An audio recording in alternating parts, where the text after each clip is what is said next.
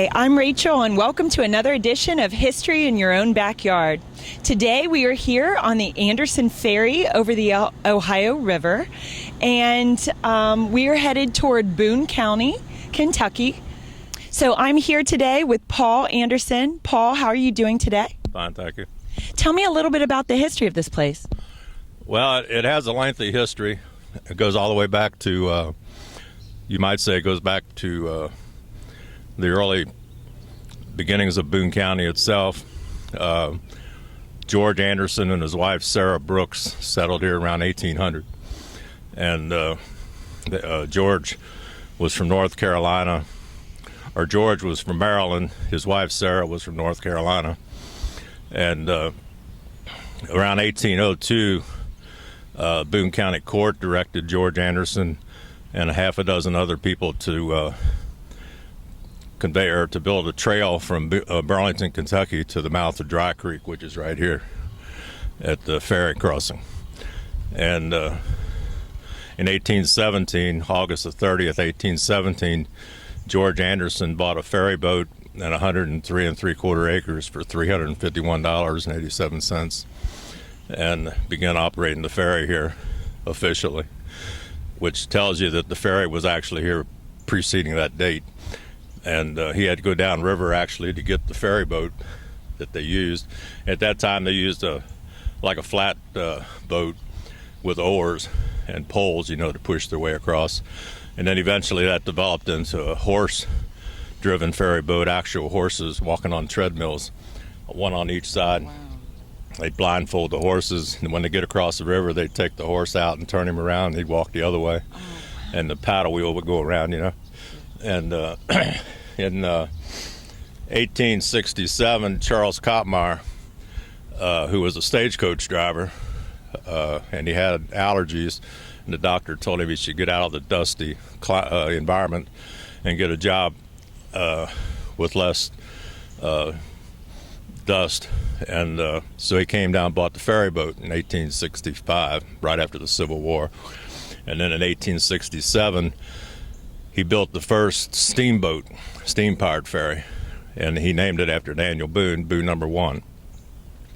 And Boone number 1, 2, and 3 did not have a pilot house, an elevated pilot house, but Boone number 4 was the first one that had a pilot house and an actual steering with the monkey rudders from the pilot house. Before that, they had the keel on the back of the flatboat that they had to steer their way across. In the early 1900s,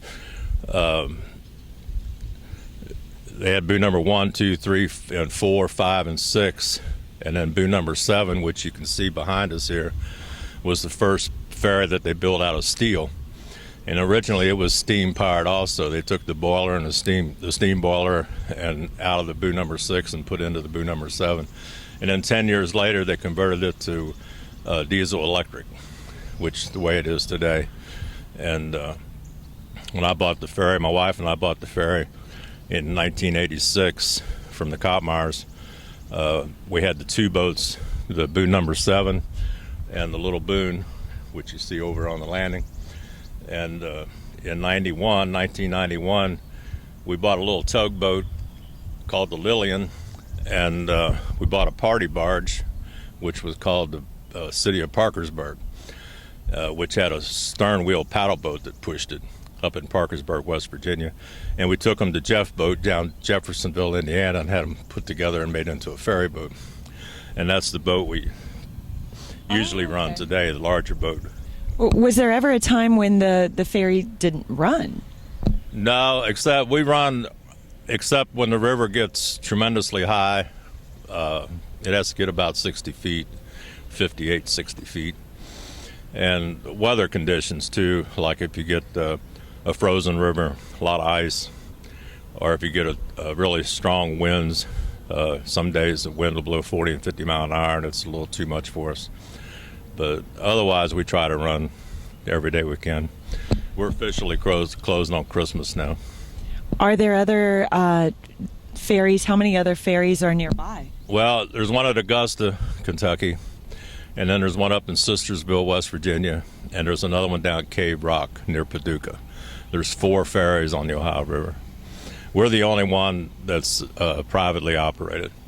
The other ferries are all state subsidized or public assistance some way or other.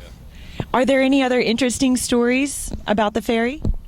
Well, this house behind us, that we call it the ferry house, actually floated in here in a flood back in around 1875, 1870 something, and it came to rest right here in this level area here. And people lived in it for several years, but each year the river would come up and get into it. So I don't know how they did it, but they drug it some way or other. I guess they greased timbers and they drug it with horses, I guess, back up near the highway, and they raised it up in the air and they built a stone foundation under it. So the part that floated in here is actually the upper level, the upstairs part, and it's been there ever since. So, Paul, what are the hours of operation of the ferry? Yeah, we operate every day except Christmas, unless the weather is not agreeable. But we run in the snowy weather, and if the river gets iced over, we have to stop. But we open at 6 in the morning and run till 9:45 in the summer months. In the wintertime, we run till 8 in the evening. On Saturdays and holidays, we open at 7 and run until 9 in the evening, 9:45 and 8.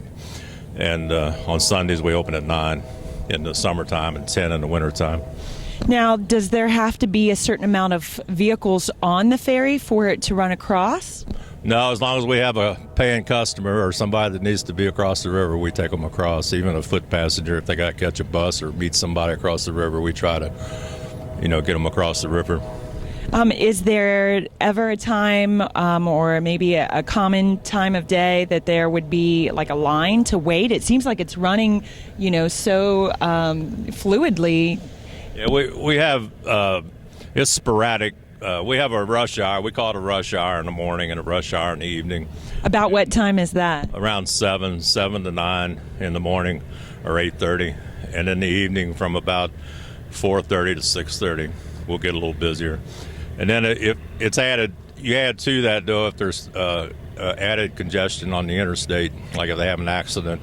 Or yesterday, for example, the Cropper Bridge down Lawrenceburg was closed down for several hours yesterday morning, and we were tremendously busy. They were lying down the highway on the Ohio side for a good while. So what is a typical reason for people to use the ferry? We have all sorts of people that use the ferry. We're close to our blood, our lifeblood for the ferry business is actually the airport, because we're only about 3 miles from the airport. And we get a lot of people that work in the vicinity of the airport and surrounding area. And we have a lot of people that pick up people coming into the airport. And we have a lot of people just taking the ferry to have a slower pace, laid back type way of transportation, rather than to fight the hustle bustle of the traffic.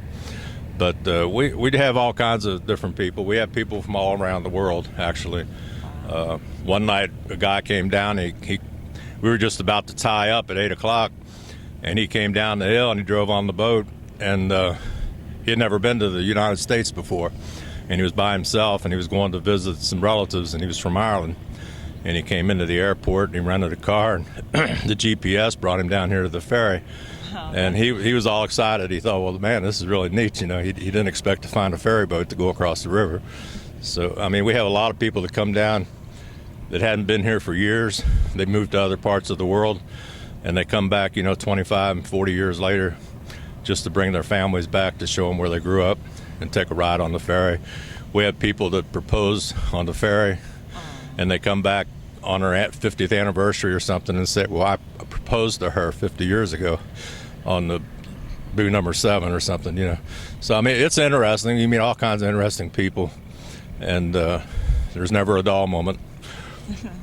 So what are the requirements to come across on the ferry? You don't even have to be in a vehicle, right? No, you can walk on. We have bicyclers and motorcycles, trucks, cars, and just all forms of transportation. What are the fees for the ferry? It's $5 for a car and the passengers, and you can get a round trip ticket for $8, saves you $2. You can go online and buy punch cards, which saves you $3 for a round trip. Bicycles are $1, motorcycles are $2, a foot passenger is 50 cents.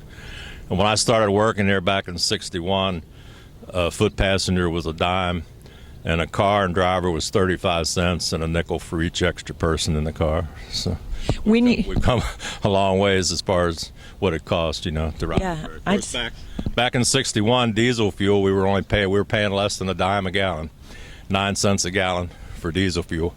At $5 for a car, though, I think that's still pretty reasonable. Most people think it is, yeah. And we try to help the people. We have people that cross every day. Some people cross more than twice a day, like cab people, taxi cab people, and landscape people, just different businesses. They use the ferry on a regular basis. Now, when you're on the ferry in your vehicle, do you have to stay in the vehicle at all times? No, you can get out and move around. We have a lot of people that ask that. They get on the boat and they wonder if they can get out, and they're not sure if they're allowed to get out or not. So here we are. I mean, it's raining out. It's still a nice day to take the ferry, that's for sure. Oh, yeah. I always say every day is a good day to take a ferry boat ride. Excellent. Well, it was great talking to you. Thank you so much for meeting me out here today. Not a problem. I'm glad you all come down to see us. Thank you for watching another edition of History in Your Own Backyard. Remember, travel slowly and stop often.